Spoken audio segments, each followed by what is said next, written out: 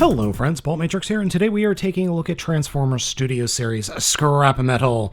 Now this is the first of the Constructicons that I am reviewing. I also have Rampage, but I'm going to be doing something a little bit different with his review.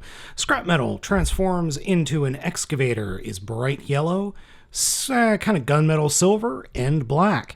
The overall aesthetic of the figure is quite good. Head sculpt is a little bit rough. There's really, it's hard to tell what's going on here. There's not much in terms of detail because it's all black, yellow, and then he supposedly has some beady little eyes in there. Honestly, they're not showing up on camera, and unless I'm under these bright studio lights, I can't see the eyes at all. Height-wise, Scrapmetal does feel on the smallish side because he's so wide compared to other figures, but as you can see, with his legs collapsed the way they are, he's exactly the same size as Siege Prowl, which is a smidge shorter than, well, Quake with a bad head. Seriously, cats, why did you have to lose Quake's head? Now, the legs that I was talking about, he does end up with a little bit of chickeny legs, which you can straighten out, but I kind of like the chickeny legs. That does add quite a bit of height to him and makes him look more humanoid. And bringing Prowl back in here, you can see how much taller he gets. I'd say at least a quarter of an inch. Anywho, posability for the guy with the chickeny legs, because that's the way you're supposed to do it.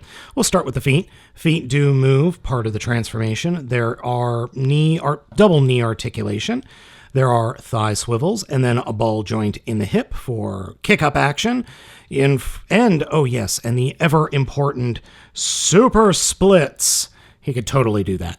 There is no torso articulation because of the giant, shovel he has hanging off his arse that folds up nicely onto his back. Head is on a ball joint, however, it is a bit limited because of the amount of plastic here on the back. He can look forward quite a bit, and it does swivel around. Shoulders are in and out, up and down. Elbow is a ball joint, and then both hands are these nice little buckety claw things, which are not too bad, actually. The only issue I have with the claw things is on the, right arm. Getting the claw bit to fold out is a bit of a pain. You end up having to poke something very tiny in there in order to get the thumb to open up.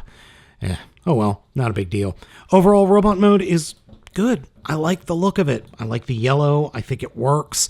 It definitely reminds me of a Caterpillar product, and he looks kind of evil, which is a positive because, Decepticon and all. The transformation has to be one of my favorite Studio Series because it's simple. To start off with, we're going to come over to the left arm and pull off this plate. Just put it off to the side right now. It's more of a shield, but it's used in the vehicle mode. Fold up the hands into the forearms on both sides, and then grab the shoulders and open them up a bit until they peg into place just behind the head. Next, come down to the legs, move the legs out so it looks like he's sitting, then grab the entire hip section and unpeg it from the abdomen and fold that all the way forward until it stops. Then we could come to the head and push the head forward a little bit to unhook it, and then push it again to open up the chest, and oh hey, we have a nice spine there. Turn the head around 180 degrees, fold it all the way up, and then close that up and it'll be hidden by the back of the vehicle mode. Now we'll come down to the legs, straighten the legs out, turn them 180 degrees, and then collapse the feet up. And again, on the other side, straighten the leg up, fold it, turn it 180 degrees, and collapse the toes. Then we could take the legs and flip them around, and they will peg in to these little yellow pegs right on the inside of the abdomen. And just as long as we've got everything lined up, everything will snap into place with no problems. And then the ankles will peg into these little slots that are just below where the head is, like that. Next, come up to the top of the vehicle mode and move the arms out of the way, and that will allow us to extend the bucket fully, like this. Next, for the open arms, look at the shoulders, and you see these little, these grooves. They're not grooves, they're extensions of the safety bars here. So you want to line them up on both sides. And then for the, I guess you would call this the cockpit, turn it so that the cockpit is going to face forward when you fold it down, and this little peg here will be able to slide into this peg slot right there. So bring it down, slide it into place, and that side is done.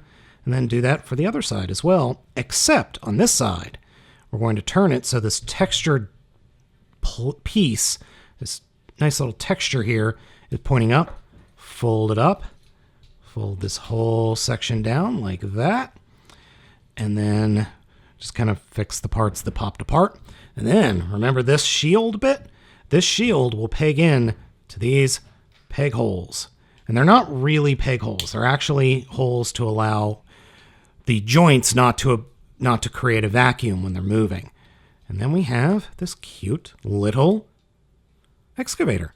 Now, I will freely admit that the excavator mode is not the most dynamic alt mode I've ever seen. The bucket fully works, so that's cool, but it feels a bit on the small side. Rolls fine thanks to the giant wheel in the front and the 2 wheels on the bottom, so whee! It's a very, very subdued alt mode. And I think that works really well. It's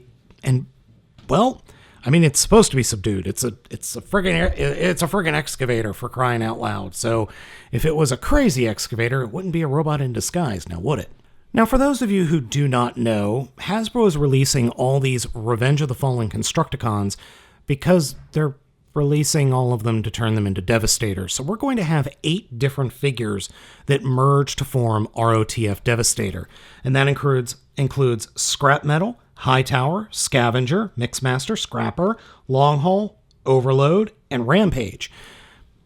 So how do we get him or Scrapmetal into his hand mode? That's right, he transforms into a giant hand. Well, it's kind of a half transformation. To start off with, we're going to take the arms, or the part that will become arms, and literally just point them to the back of the alt mode. So just get them transformed, flip them towards the back, and then extend the little hands like this. Oh, this is supposed to be turned like that. And then we take the bucket and fold it back and fold out the bucket all the way. And then there's this little connector port here that flips forward like that. Then we turn the whole thing upside down, repeg the tread that I got unpegged, take these little yellow bits and flip them up as far as they will go. And then that's kind of it. We're going to be creating like hand or a claw, so to speak. And this guy will peg into Hightower and form a hand. Yeah, okay then. By itself, Scrapmetal is a super fun figure that gives you a lot of room to play around and have fun with. He's highly posable, and his overall bulkiness works well and definitely feels like he's going to be a mean construction vehicle. If all of the other Constructicons feel as good as Scrapmetal does, I am stoked for Devastator. I really am. I wasn't sure what to think of Scrapmetal when I first saw him announced earlier in 2018, but man, I am really glad I picked him up. And by picking him up, I mean I purchased it from my good friend Grim Lockamus, aka Chrome Tyranno. Since he's on the West Coast, he was able to get a couple of figures early for me and ship them over. Right now, however, this figure is available for pre-order at BigBadToyStore.com. Check out the link in the description. As always, thank you so much for watching this video review. Please let me know what you thought of the figure down in the comments, as always, and be sure to hit those like and subscribe buttons. Also hit that bell so you know when a new video is out. Thank you so much for watching. I've been Baltmatrix, and I will catch you next time.